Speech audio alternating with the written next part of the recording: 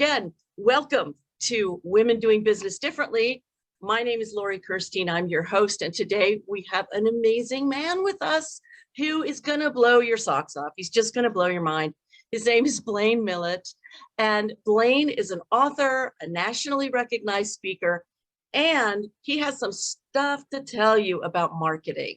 If you have a business of your own, you have struggled with marketing, and he is absolutely certain that there's a much better way to do marketing, lead gen, and also branding, and he has proved it. So he's going to tell us about the system he has. And also, we were having an amazing conversation before we started recording, and so I want to get him back into talking about that right now. Now, he's also an author, and I'm just going to let him really sort of talk about himself rather than me read a whole laundry list of all the things that he's done, because it'll make a lot more sense coming from him, and it'll be a lot more impactful. And he certainly has impacted me already, and I've only spoken to him twice. So thank you for being here, Blaine. I really my pleasure. appreciate it. My pleasure. Oh, my goodness. For having me. Oh, it's very exciting, very exciting. Please tell us, if you would, how did you come to a place in your life where you went, wait a second, I'm going to break with the status quo? Because that's basically what my business does too, which is part of where we connected. Yeah. Right.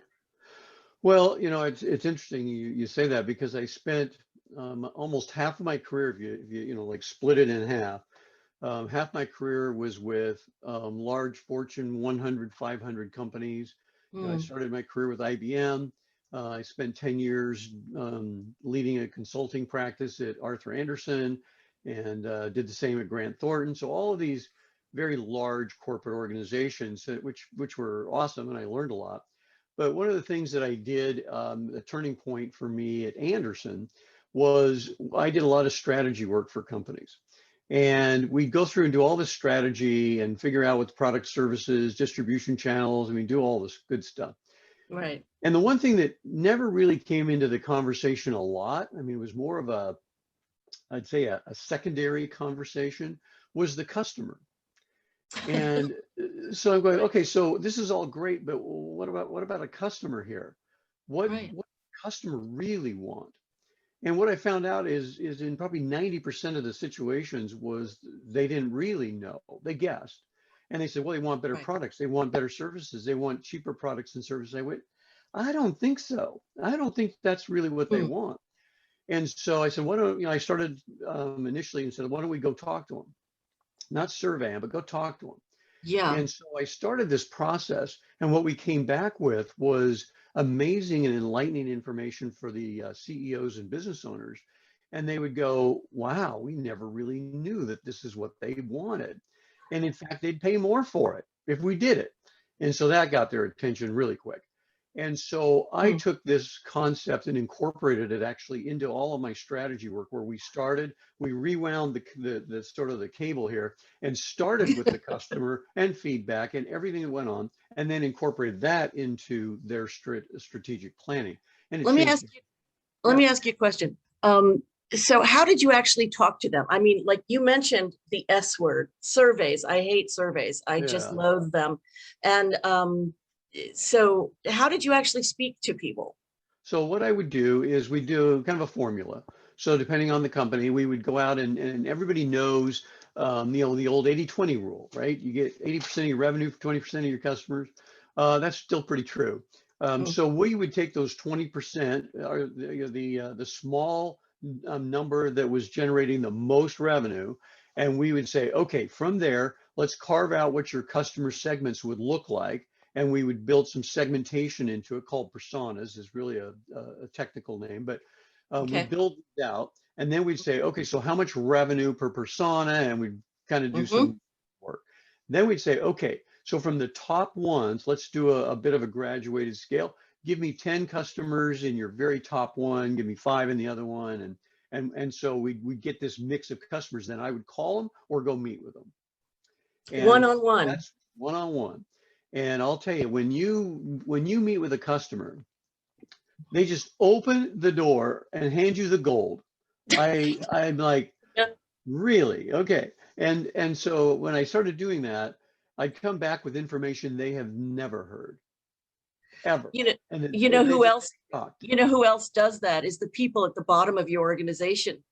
Yeah, and they get stuff, but where does it go? It never gets to the top, into making decisions. So I started doing that, and I'd come back and I'd put this together, organize and say, here's what your customers are saying. Hmm. Here's what you believe they want. Let's look at the gap between these and fix that. If we did nothing more than that in our strategy work, an amazing plan. Right. Anyway, so that's kind of where it got started, and it's probably off on a little tangent there, but Not at um, all. that that led me to the end of that kind of consulting piece at Grant Thornton after Anderson and Thornton. My brother and I, who both recognized this, said, we ought to write down a methodology, a process for this, because if you think about Right. it, there's a process for everything in your business, but the customer. There's a process for shipping. There's a process for distribution, manufacturing, accounting, you name it, there's a process for it.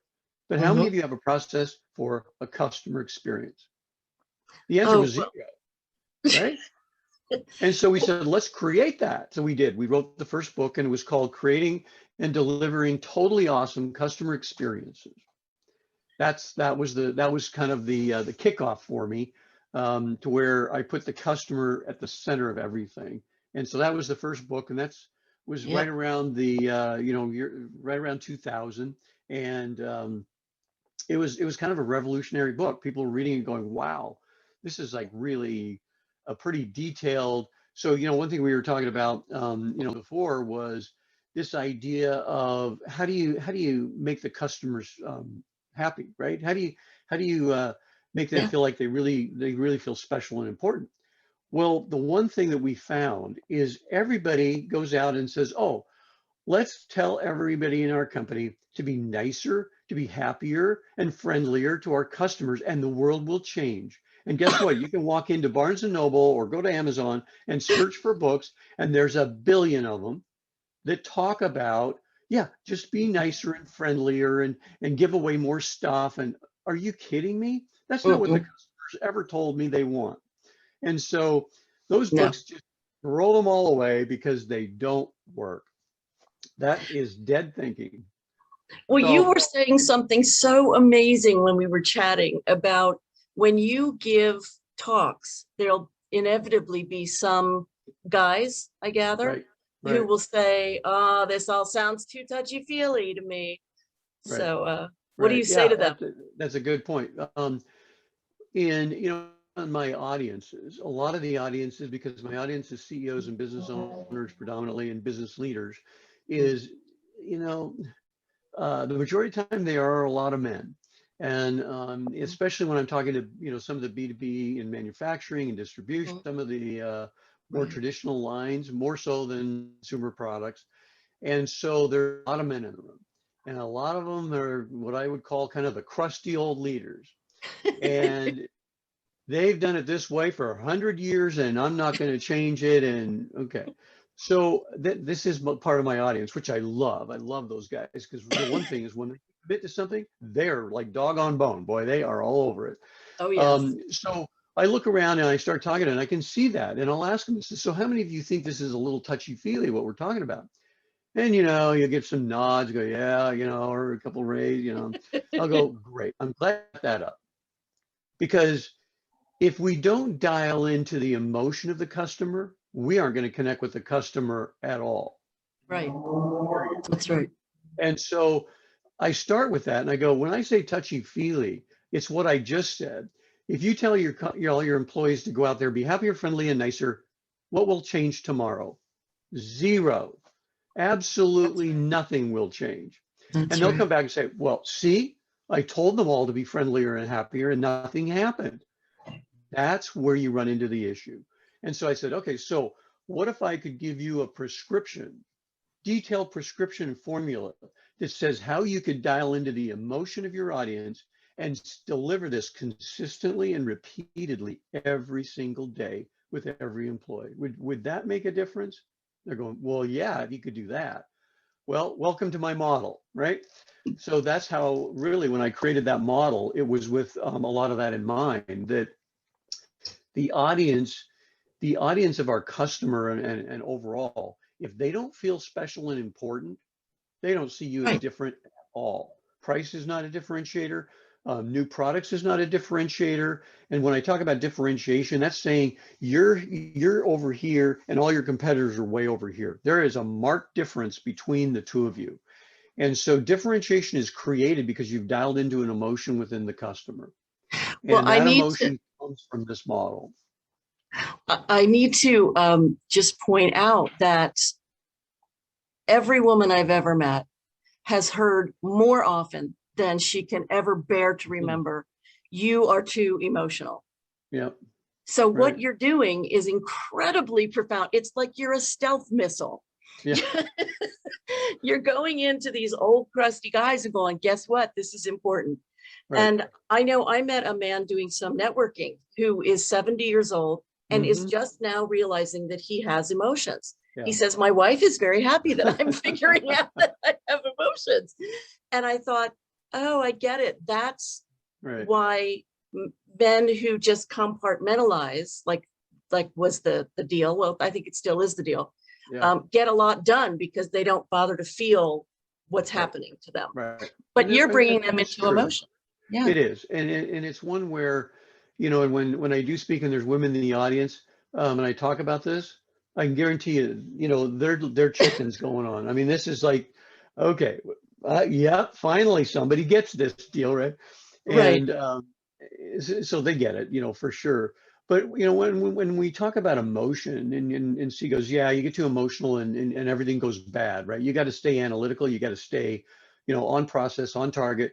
And I'm going, okay, so when something goes wrong in your business, do you Hmm. ever get angry? Hmm. Well, yeah. So why do you get angry? That's an emotion. We need to eliminate that. There's no anger in the business either. And you know, when you start having this discussion, they start That's going, great. "Oh, gal, this is not going well."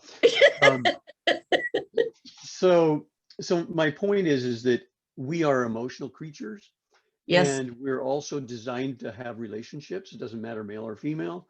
And Yep. the more that we can enhance that relationship, where we show the audience and the people we deal with how much we care, that's where we start to eclipse the competition, because the competition is still back here in process land, figuring out how to be more efficient, how to do more internally, how to make all these Mhm. things work and ship the product quicker. Okay, great. Where this other group is so differentiated, you know, when we talked a little bit about this beforehand, you know, when you don't think you're emotional, how many of you have gone to Disneyland and didn't get emotional? Raise your hands right now, because I don't believe there's anybody, even the crusty CEO that's 70 years old, went to Disneyland and was smiling and emotional. This was awesome, right? Yeah. And do you think Disney doesn't make money, that they just do this for fun? I No, think they're they make, incredibly profitable. I think so And too. they do it with incorporating emotion. But Yes. here's the magic with Disney. Let's stay on that for 1 second, because this ties directly into the model.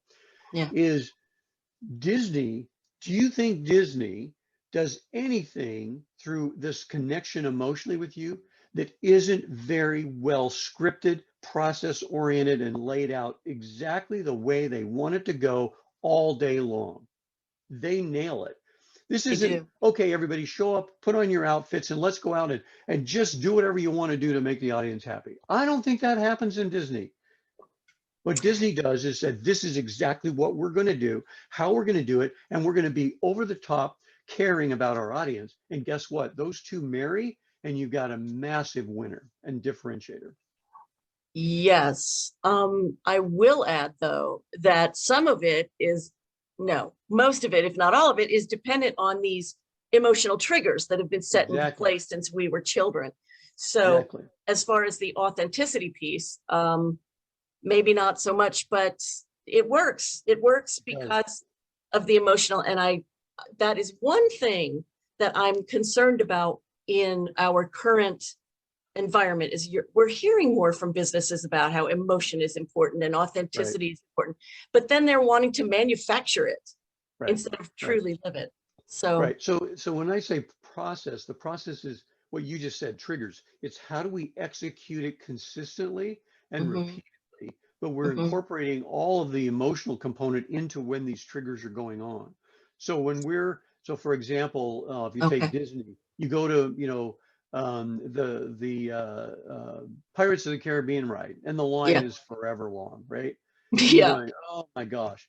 Well, do you think they say, okay, well, just wait in line and you'll get there eventually, and then it'll be happy time? No, of course not. No. They go from the time you start on the line to making you happy, right? They got characters that come in. They know what to do process-wise to make that line feel like, oh, that wasn't very long at all. Well, that was an hour and a half.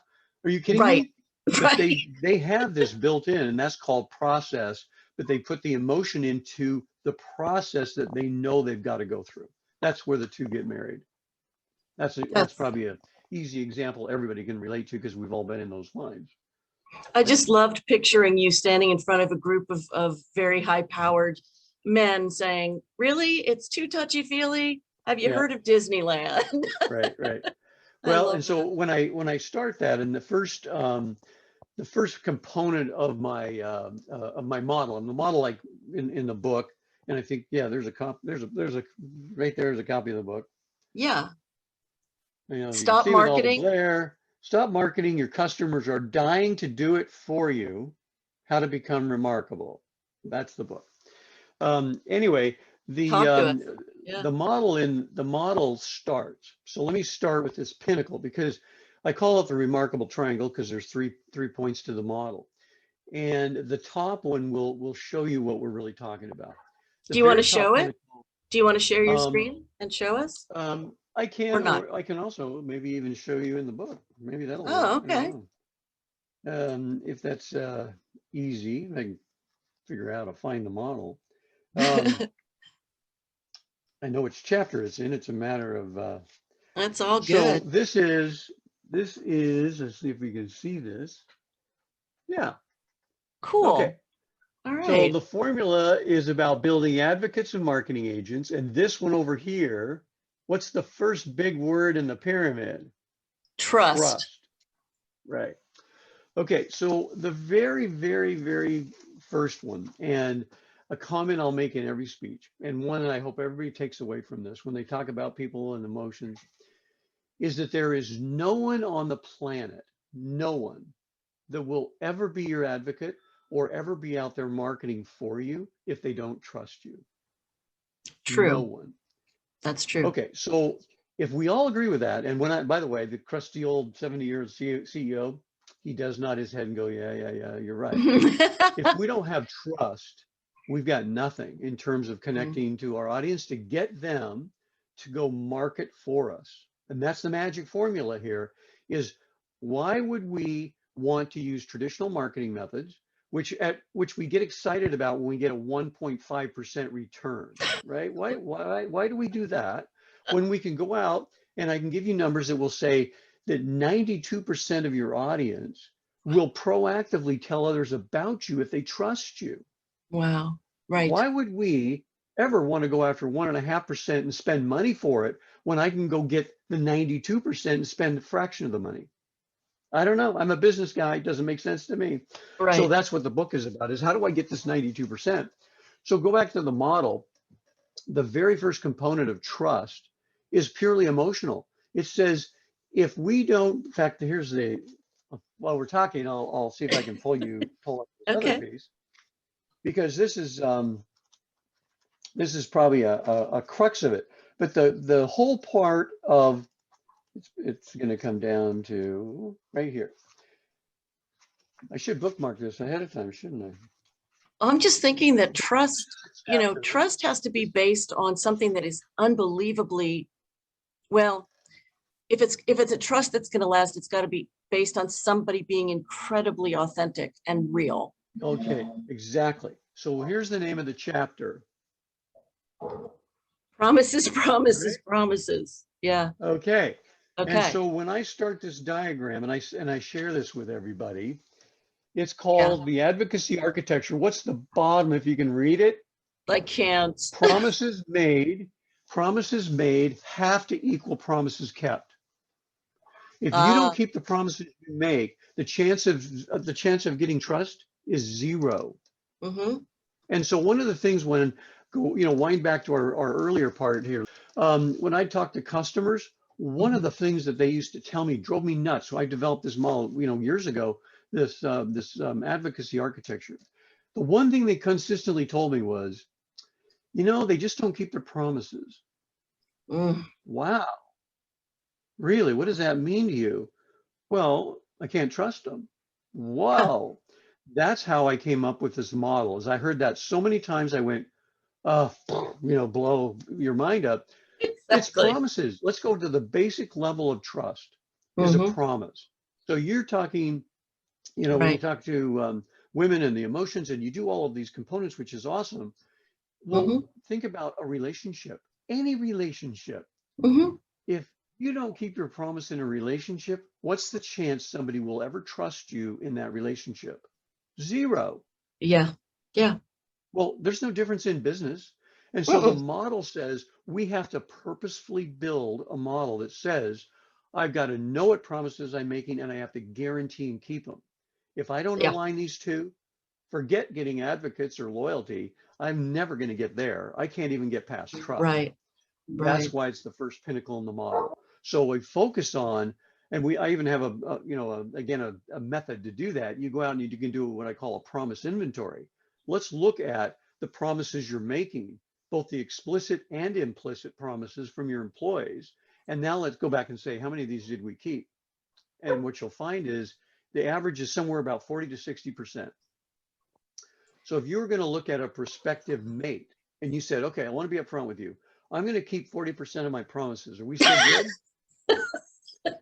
No, thanks. It's been Okay, nice. it's been nice. Let's just have coffee and move on, right? Of course not. Well, is Right. the customer any different? They're no different. They're all humans. They all have relationships, right? And Right. so if we don't zero in to go, how do we keep all of our promises? How do we move that up to 70, 80, 90, 100? And then here's the kicker. Is what if you actually use that word? And that scares all the CEOs. They're like shaking their head. No, no, no.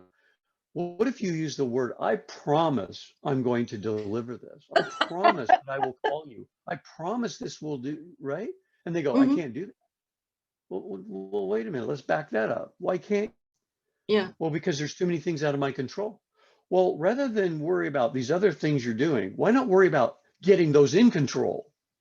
And if you get those in control, you can make the promise. If you make the promise, you're going to build the trust. And so when we look at those pieces, the majority of them can be under control. Or I just got a question in the speech I gave Friday.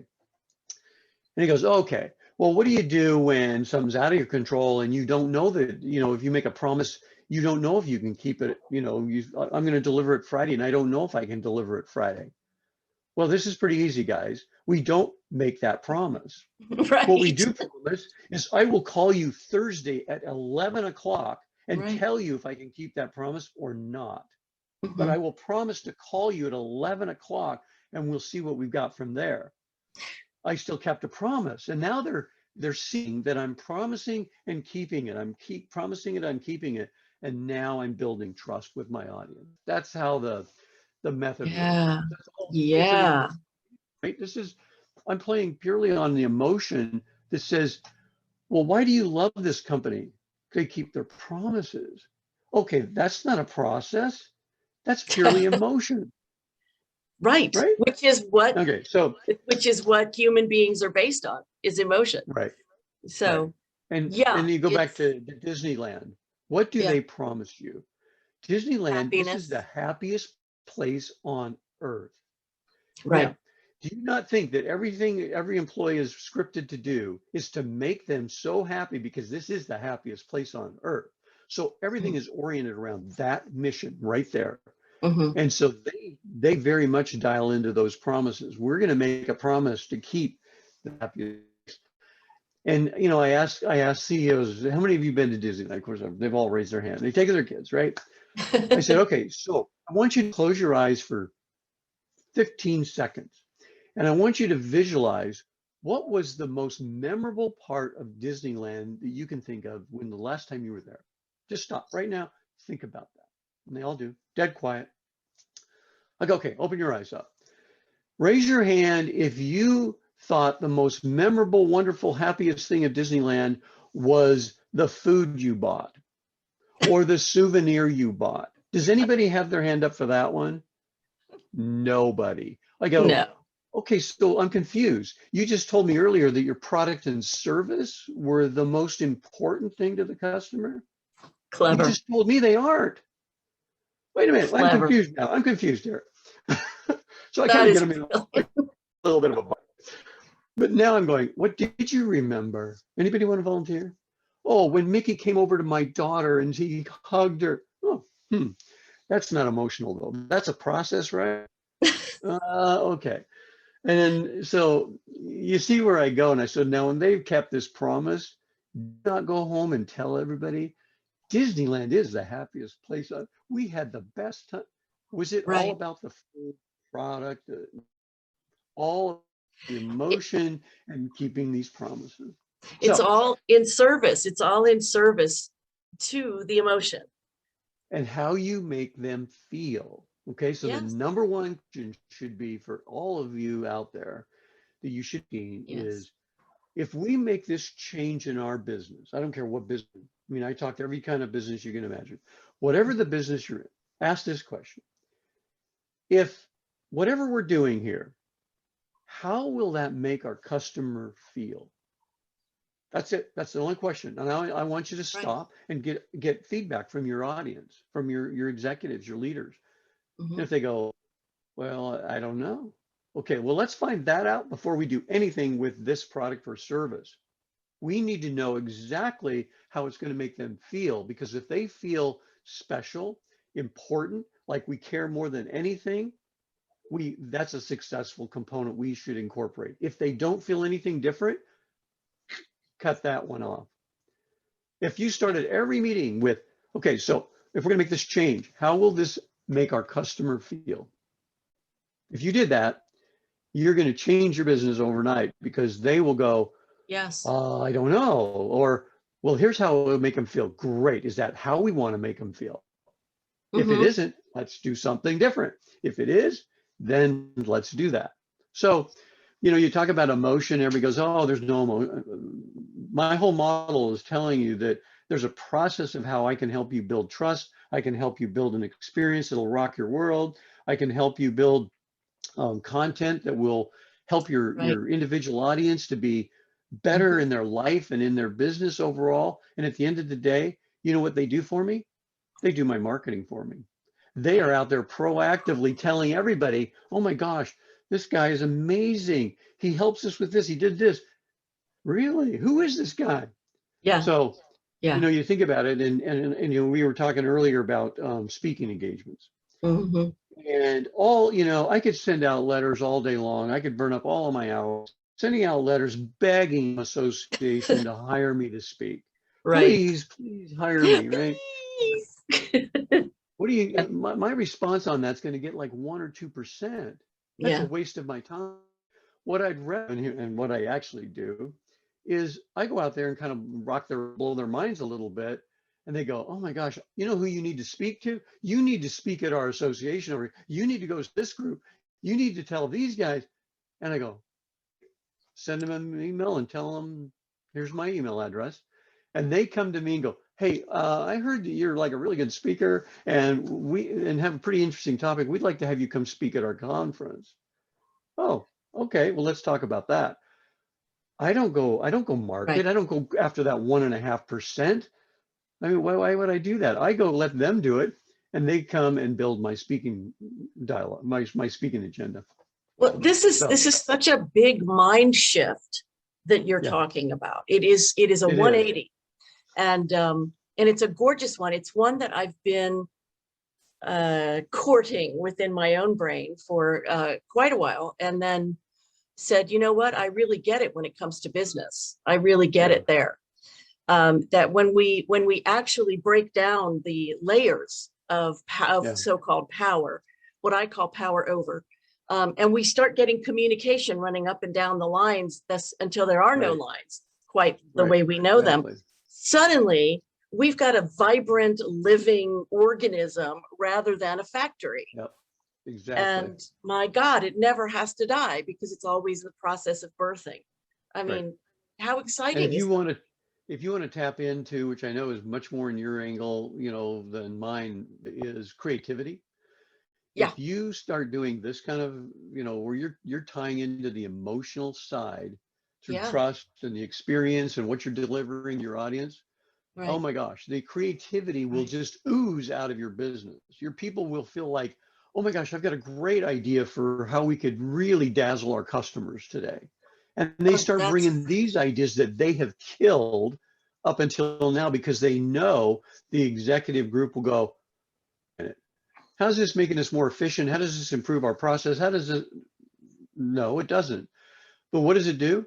It's going to differentiate you more than else in our industry, and it's going to get mhm. them out there making you more money. Are you interested in hearing that creative idea?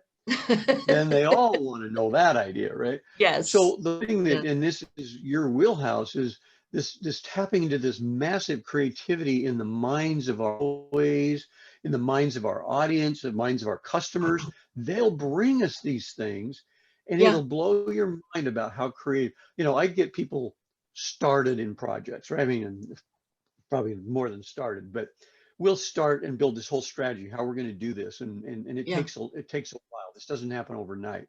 I tell Right. everybody plan it like 6 months and it's usually more. But Right. when they get started, what's going to happen? And I tell them all up front, I said, look, I'm going to bring you and I'm going to be the trigger to give you creativity in terms of how you could rock your customers' world. I'll do that and I'll get that started. But Hmm. believe me, there will be a tipping point where your audience, your customers are going to come back with better ideas than I could even think of. And I've been in this for a long time, but they're going to blow your mind because they come Yep. back with ideas. They go, wow, where did you come up with that? That is awesome. Because we've unleashed this creativity because we've now shown them what's important to their customers. That's when you know you've hit a home run. Who can copy that? Who in a business can copy that easily? That's Ye- differentiation totally. Oh my There's no God. competitor out there that can copy this. They're going to Right. go, oh, what are they doing over there? Well, we can't do that. We don't even know what they're doing. And the customers love what's going on. We're cheaper. Right. We're faster, but they got all the good customers. What's happening here? Yeah. So it's a mind shift and it does blow your mind. But I'll tell you, once you've dialed into it, there's no going back. You're going, wow, how could we ever live without doing this? Oh my God. Yes. And I'm the side benefit, it's not even a side benefit, the core benefit is that if you're applying this to the people within your organization, Yeah. if you're taking the chains off of them, you're going to increase their their productivity, their passion, their ideas, their attendance. You're going to Right. lower your attrition. I mean, it's all those yummy things that people keep thinking we Yep. can do this if we push the right computer button. It's like, no, no, no, no. Right. That's not how it In works. fact, you're on that topic. One of the questions I do ask an audience is, how many of you have employee churn, right? Where you're losing employees, go, dang Hmm. it, we're losing a lot of. And how many of you would say you have the very best employees in your industry? Probably not. Hmm. There's other employees out there that are better. So my point to you would be, how would you like to go get those and like to have the happiest culture and employees of any of your competitors? Well, I can guarantee you one thing. If you have customers that are over the top excited, happy to work with you, your employees get a little bit happier every day because they're not having to field all these negative calls and anxiety and, oh That's my right. gosh, you didn't do this again and you guys are first. And how many of Right. you would like to eliminate all and have the customers go, that's okay, I understand things happen. I know you'll work because you always keep your promises and make it right, right? Yep. How many of you would rather be, if you're an employee, would rather have that response? And would you rather go Right. to work at this company that gets that response or this company that's getting angry, Alan over here? You're going to you're going to lower employee turnover for sure. And Yeah. you're going to increase the employee happiness a lot. So Yes. you think, and I'm not an employee expert at all. And I'm not a culture expert at all. But I can Hmm. guarantee you one thing that I do is I always change the culture of the company. Yep. And the company's culture has changed because now they're all working together to say, well, how's this going to make our customer feel? Is this really going to make them feel special and important? Is this going to help improve their life? Is this going to help us get more trust with them?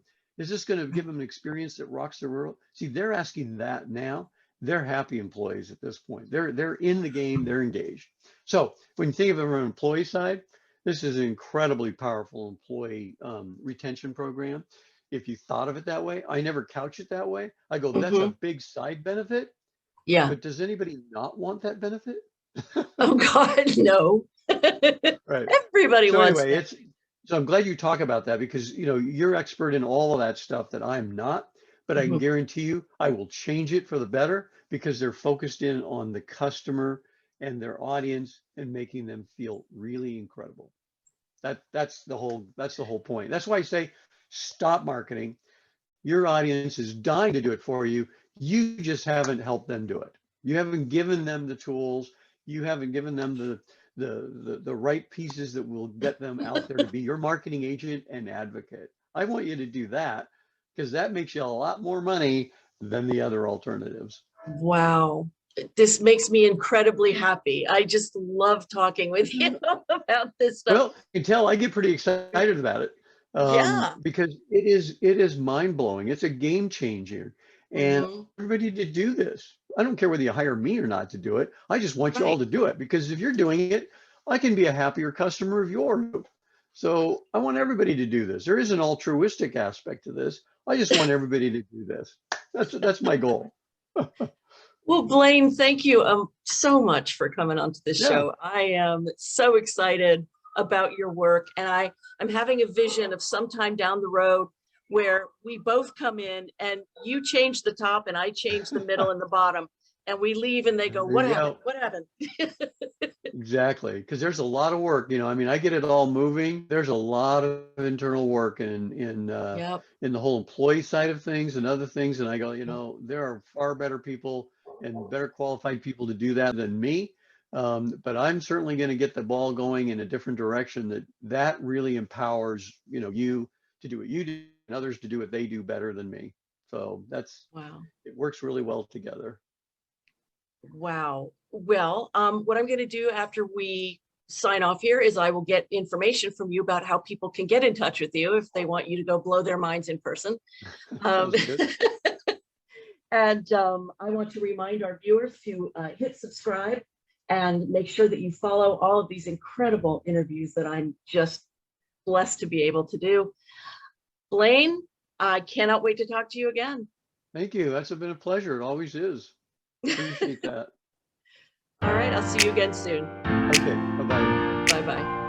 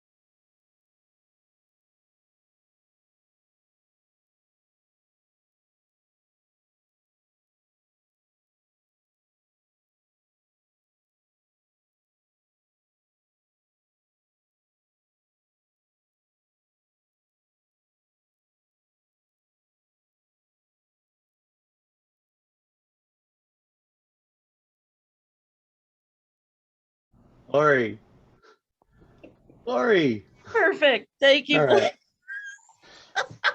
Oh, Oh my God. Don't you love being human? It's just yeah. one embarrassment after the next. Well, I look at it, if that's the biggest mistake I make, I'm in really good shape. You're in seriously good shape. Yeah, that's an easy fix for that one. Oh my God. I have a friend named Marty. She has do you know about emotional freedom technique, Blaine? I don't know. Okay. So it's like acupressure, Oh, and okay. you can shift your energy. It's instead of doing acupuncture, you're hitting on the spaces, on the places that you need to shift the belief or shift the emotional or the physical feeling or whatever. Okay. So she's worked with a lot of women who have trauma. And one of the things that she's very strong about, and I'm strong about the same thing, is we cannot keep pushing aside negative emotion. We've got to be able to deal with it. I mean, it's part of the entire Hmm. human experience, and you're never going to get to authentic and to comfort unless you can deal with all that. Right. So she came up with something called fuck you tapping, Huh. Wow. because all of the women she works with who've Memorable. been it is who've been traumatized, the only way they could get to heal is if they could get to the anger. Okay. And she said at the bottom of everything, every last one of those, she said, if you could say this to this person who hurt you, what would it be? And they always said F you. There you go. So she was in Release an it, huh? yeah, she was in an interview, and she was in an interview with a woman who doesn't believe in having negative emotions. Hmm. And so they were in this tug of war throughout the entire interview. Wow. So we did fine, is what I'm trying to say. We did just, Yeah. yeah. Well, I so bet you're that in a woman just you're in a needs to say, space you're in a space I know, this much about, but yet it's a space that in what I help companies do, they need a lot of that kind of stuff, right? They need as we talked, they need that emotional connection. They need to be able to tap into the emotions of their audience, because Yeah, that's going to be what differentiates them, not product and service, but that right. emotion. And even like what Audrey's doing with music is it's all emotion. So how does she capitalize on not just the music but the words of that, so that when I hear it, I'm going, wow, okay, so this made me feel X, right? If I can't explain what it made me feel in terms of X, I can't promote it. I can't help it. I can't help her. But if I can, then I go, oh my gosh, when I hear this music, it's not, so, the idea would be, for you, like Audrey, would be, okay, so you have a piano, that's a product. You have music, that's a product. And you're putting it together, and that's a service. And there's a million other musicians that put together a piano and music, and right? So those are commodities. We view those as commodities, and everybody can do it and everybody can play it. But when I hear yours, well, I'm feeling something different here. I'm feeling something. Well, that feeling, if I describe it to somebody, is what makes it marketable. Because then what does the audience do? They go, "Oh, I want to feel like that. I like that. I want to feel like that." So they don't care a whole lot about the mechanic piece. They look at, I want that music because I want to feel the way Blaine felt. That's where Yes. you turn that into capturing the audience to where they go, I want to go tell my friends because this made me feel so relaxed or comfortable or happy or whatever emotion might be. But it wasn't, well, she's a really good, pianist and she can play classical music, and okay, well, yeah, let me go to YouTube. There's 1,300,000 other people that can do that. right. Okay, well, why would I care about Audrey? Well, I care about Audrey because I just told everybody Audrey's music makes me feel this. And the audience goes, I want to feel that as Yeah, well. Audrey's music transports me into my own self. Yeah. And you Everybody goes, describe it and people go, I want to do that. So that's yeah, why they buy your music. They don't buy it because it's, unless I have perfect pitch, which obviously very few people have, Well, they buy it because it makes me feel certain ways. Yeah. there weren't that many piano meditation CDs on Spotify, which I found interesting. I thought there would be That is interesting. billions of them. So Yeah. Yeah. hard. And certainly piano improvisations, there were even less of those. So I was like, Mm, okay. So people like right. in Kazakhstan and like different little provinces of Soviet Union are shazamming. Yeah, exactly. Like, okay. Someone out there is hearing those tracks, Lori. It's a trip. Yeah. Well, good. Well, I'm Wow. anxious to hear it. And but anyway, that was a little snippet of how you